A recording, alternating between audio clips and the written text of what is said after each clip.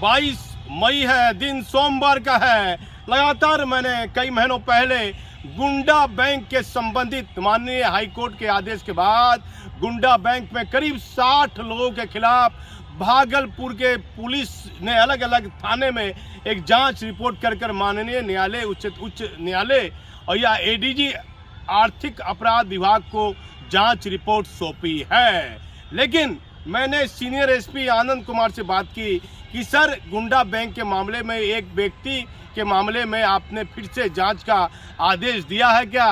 तो उस संबंध में सीनियर एसपी आनंद कुमार गुंडा बैंक के संबंध में क्या कह रहे हैं, आप हमारे चैनल पर देखिए कि सीनियर एसपी आनंद कुमार ने बड़ा खुलासा किया है। लेकिन हमारे पास एक पुख्ता जानकारी है, पुख्ता दस्तावेज मौजूद है। गुंडा बैंक में फिर एक व्यक्ति का नाम आया है और उसकी नींद उड़ी हुई है। कानून का हाथ बहुत लंबा होता है, बड़ा बड़ा मंत्री से पैरवी लगाया, वहां से पैरवी लगाया, लेकिन आखिर राजनीतिक जीवन में प्रवेश करना चाहता था वो व्यक्ति। लेकिन उस व्यक्ति के कारण उसके परिवार की संपत्ति की जानकारी बड़ी बड़ी जांच एजेंसी के नज़र में चली जाती है और फिर से गुंडा बैंक के मामले में एडीजी आर्थिक अपराध विभाग भागलपुर के सीनियर एसपी को लेटर लिखते हैं और सीनियर एसपी आनंद कुमार इस संबंध में डीएसपी टाउन को लेटर लिखते हैं और डीएसपी टाउन पुलिस इंस्पेक्टर फलना थाना अध्यक्ष को लेटर लिखते हैं। फिर से एक जांच का आदेश होता है।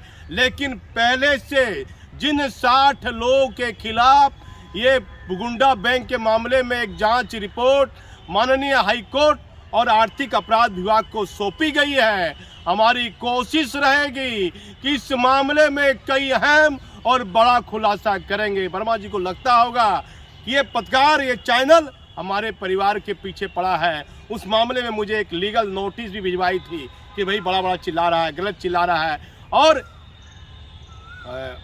कई तरह के फर्जी जज या फलाना सोशल मीडिया पर लिखकर अलग अलग तरीके से मजाक उड़ाने की भी कोशिश की गई थी। लेकिन मैं सच दिखाने का जरिया हूं कि आप भागलपुर के सीनियर एसपी बोल रहे हैं और गुंडा बैंक में किस व्यक्ति का नाम फिर आया, फिर एक नया आदेश क्या आया है, इसका एक अहम खुलासा फिर एक अलग समाचार में हम आपको करेंगे। मैं भागलपुर से दीपक नौरंगी। गुंडा बैंक के मामले को लेकर कुछ आर्थिक अपराध इकाई ने आपको लेटर लिखा, उस पर आपने कुछ जांच के आदेश दिए हैं। देखिए, वो उस केस को माननीय उच्च न्यायालय के द्वारा भी मॉनिटर किया जा रहा है, जिसमें से करीब 60 के आसपास जो रजिस्ट्री हुई थी, हाँ। जिसमें कि खरीदने वाले का और बेचने वाले का नाम पता का सत्यापन नहीं हो रहा था, तो उसकी सूची हम लोगों को भेजी गई थी, जिसका हम लोगों ने सत्यापन करके मुख्यालय को भेज दिया है और वो समेकित प्रतिवेदन माननीय उच्च न्यायालय में के सामने रखा जाएगा। उसके आधार पर जो भी माननीय न्यायालय का निर्णय होगा उसके आधार पर कार्रवाई की। कुल कितने लोग थे? 60 लोग सर? हाँ, 60 के करीब थे। एग्जैक्ट संख्या मुझे याद नहीं आ रही है, 60 के करीब। कितने दिन में सुल्तानगंज का मामला का उद्भेदन आप बताएं, कितने दिन में उद्भेदन हुआ है? देखिए, 16 तारीख की घटना है और आज 22 तारीख को शाम के 4 बजे मैं आपसे बात कर रहा हूँ। लगभग एक सप्ताह लगा। घटना में पूरी टीम लगी हुई थी और अपराधी घटना कारित करने के बाद उनका जितना भी सिस्टम था, सारे सिस्टम को उन्होंने ऑफ कर लिया था। थोड़ा समय लगा, लेकिन सही अपराधी पकड़ेगा। लूटा हुआ मोबाइल भी बरामद। टीम को पुरस्कृत कीजिएगा? बिल्कुल, उसको पुरस्कृत किया जाएगा हमारे स्तर से भी और पुलिस उप महानिरीक्षक महोदय को भी एक प्रस्ताव भेजा जाएगा, क्योंकि इस पूरी उद्भेदन में इंस्पेक्टर भी शामिल हुए हैं।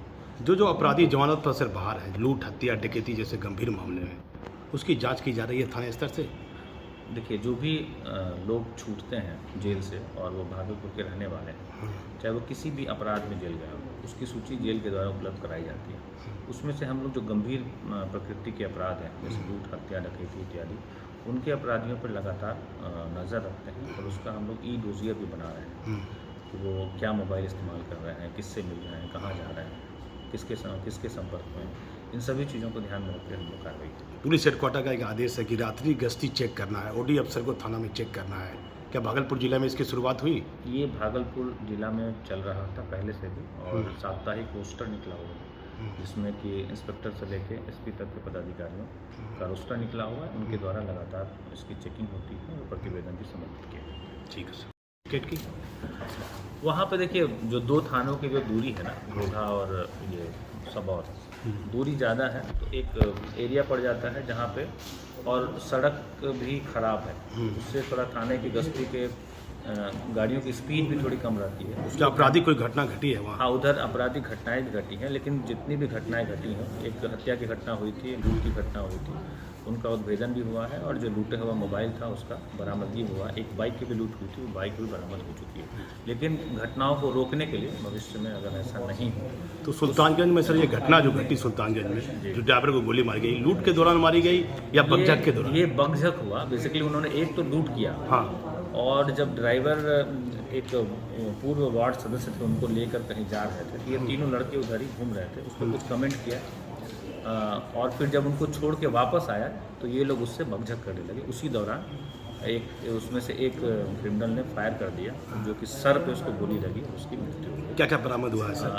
उस लूट में जो लूटा हुआ मोबाइल था वो, और 14,400 रुपये की लूट हुई थी, जिसमें से 4400 रुपये बरामद हुए हैं। और जो हथियार जो इस्तेमाल हुआ था उसकी बरामदगी हुई है। कारतूस उसमें नहीं मिला है, उसको हम लोग FSL जांच के लिए भेज रहे हैं। सर